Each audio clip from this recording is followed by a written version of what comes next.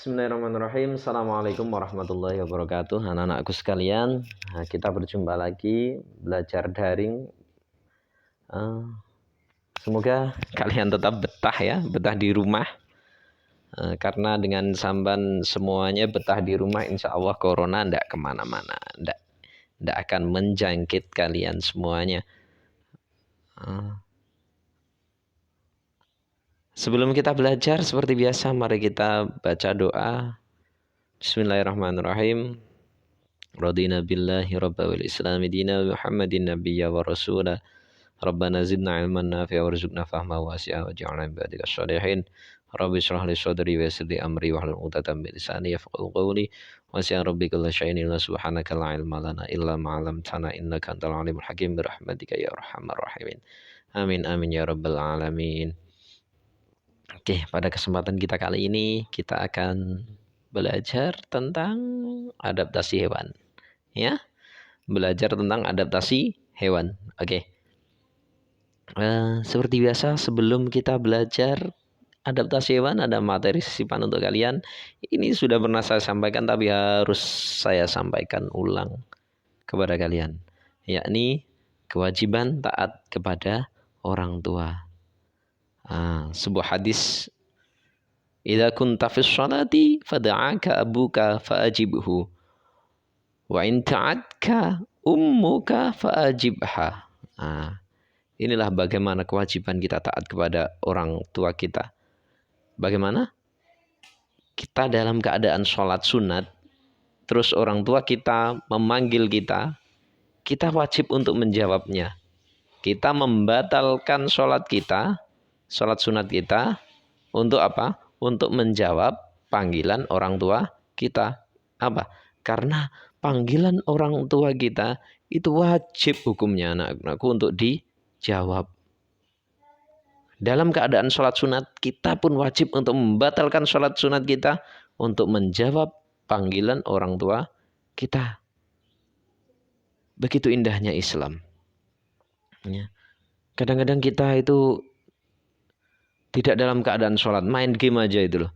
Dipanggil orang tuanya, ndak jawab-jawab. Ya Allah, bagaimana dosa kita kepada orang tua? Ya, dalam keadaan sholat saja, sholat sunat, kita ketika dipanggil orang tua wajib untuk menjawabnya. Ya, itu ajaran Rasulullah yang sangat hebat. Ya, semoga kita semuanya menjadi anak-anak yang soleh, yang berbakti kepada orang tua kita. Adaptasi hewan. Sebenarnya apa sih adaptasi itu? Adaptasi itu dilakukan oleh hewan itu untuk dapat bertahan hidup. Ya, untuk bertahan hidup, maka hewan perlu menyesuaikan diri dan melindungi diri. Yang biasa disebut dengan adaptasi.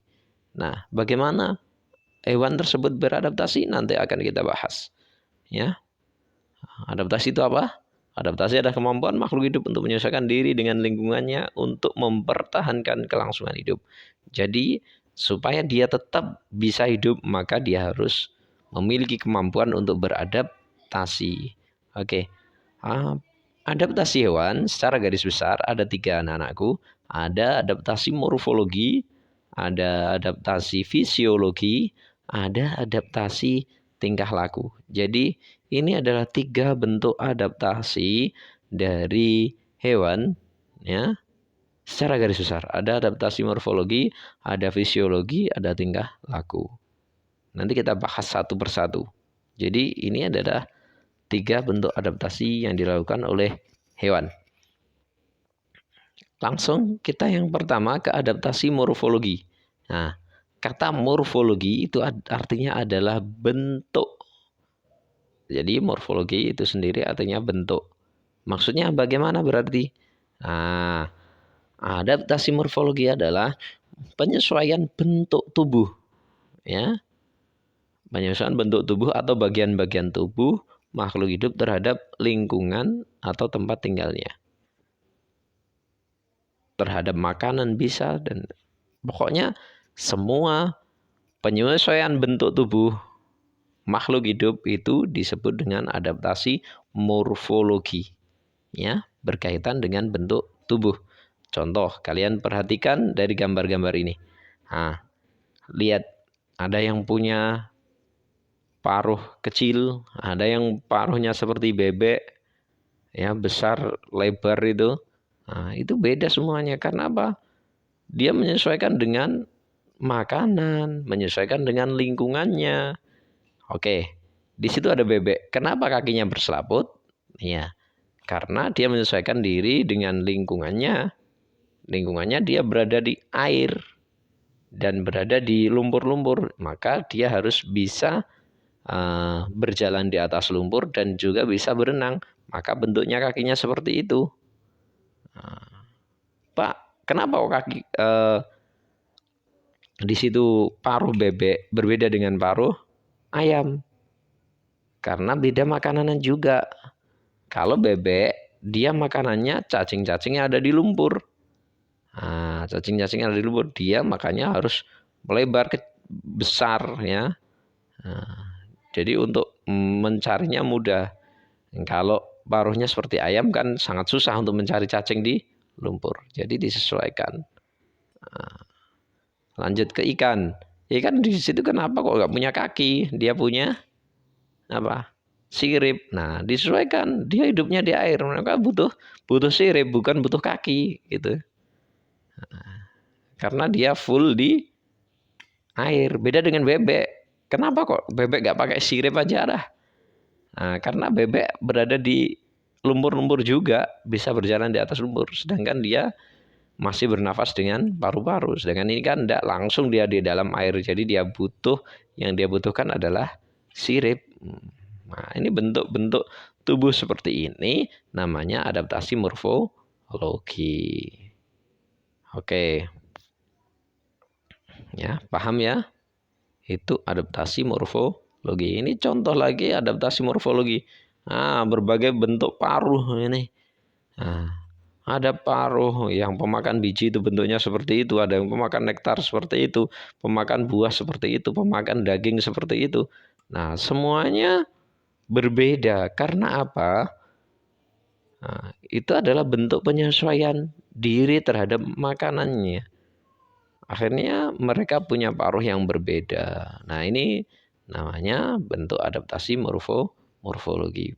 Pokoknya segala bentuk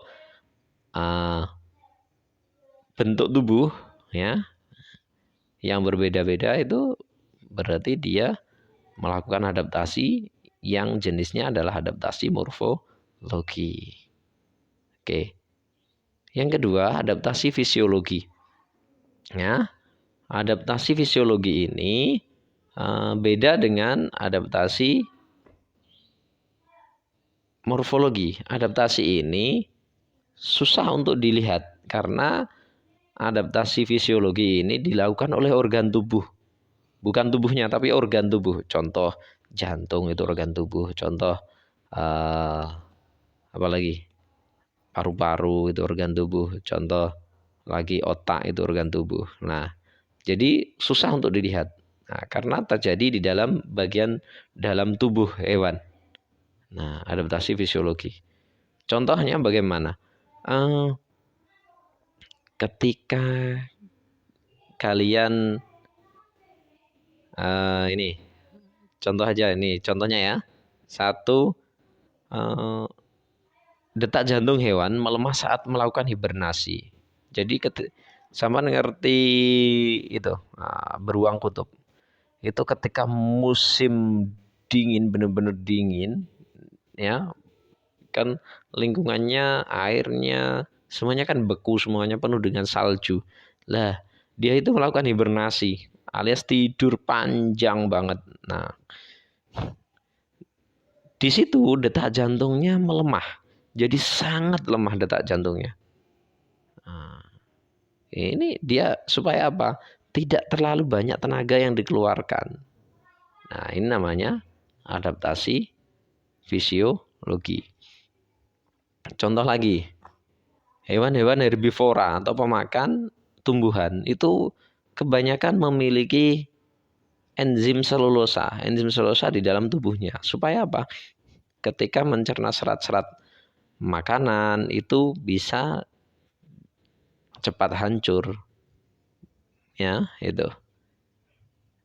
Contoh lagi, burung hantu. Ini memiliki penglihatan yang sangat tajam saat malam hari. Nah, ini juga ada bentuk adaptasi fisiologi. Ya. Contoh adaptasi fisiologi ini yang tadi hewan ruminansia atau pemakan rumput seperti sapi, kerbau, kambing itu memiliki enzim selulosa untuk mencerna rumput-rumputan. Nah, terus ini cacing atau Toredo navalis ini juga menghasilkan enzim selulosa untuk melumat kayu-kayu kapal. Nah, gitu ya. Ini adaptasi fisiologi. Yang ketiga, kita ada adaptasi tingkah laku. Adaptasi tingkah laku itu apa? Nah, ini adaptasi tingkah laku ini biasanya dilakukan hewan untuk melindungi dirinya dari serangan musuh atau juga memang dia berkebutuhan khusus. Jadi selain untuk melindungi diri dari musuh, dia juga melakukan karena memang dia berkebutuhan untuk melakukan itu. Ya, ini berkaitan dengan tingkah laku. Contoh, ini ada burung yang suka bermigrasi. Misalnya di sini sekarang ada di Eropa, besoknya lagi minggu depan, bulan depan dia bermigrasi ke tempat yang lebih hangat.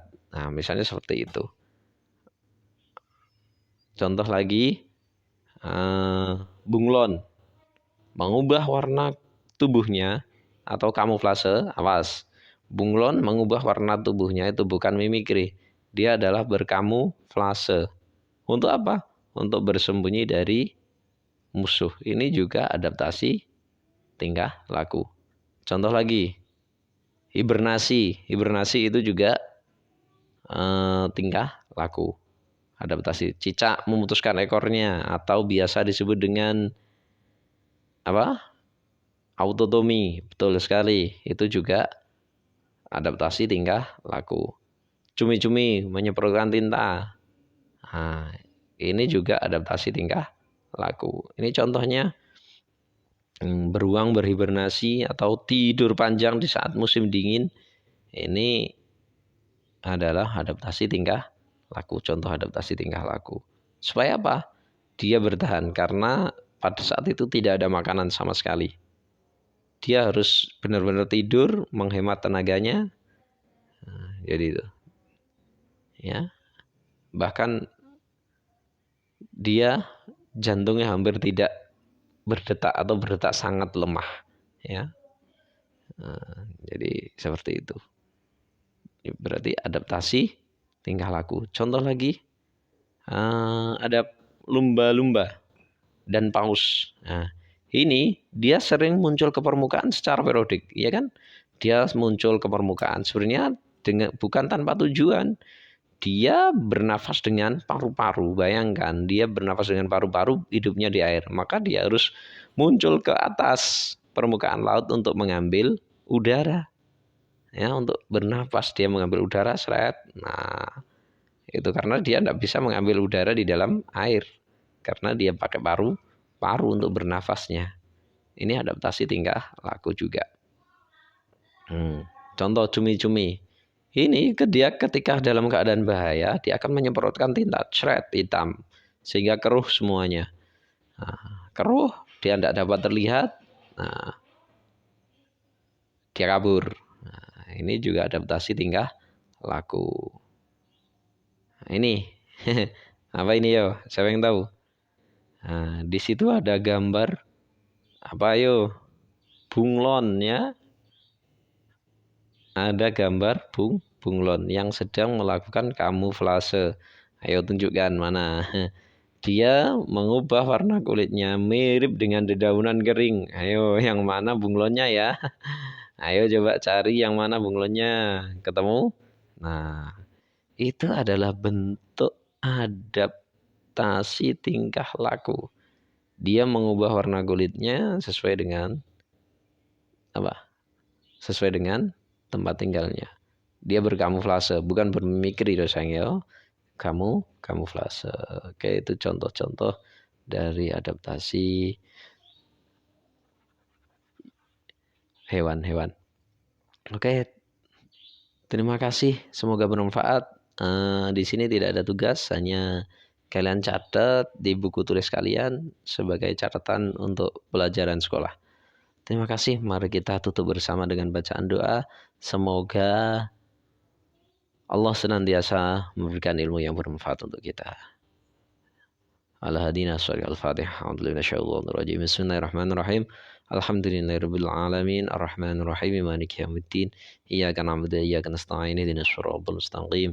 Shiratal ladzina an'amta 'alaihim ghairil maghdubi 'alaihim waladdallin. Rabbighfirli wa liwalidayya amin. Terima kasih. Wassalamualaikum warahmatullahi wabarakatuh.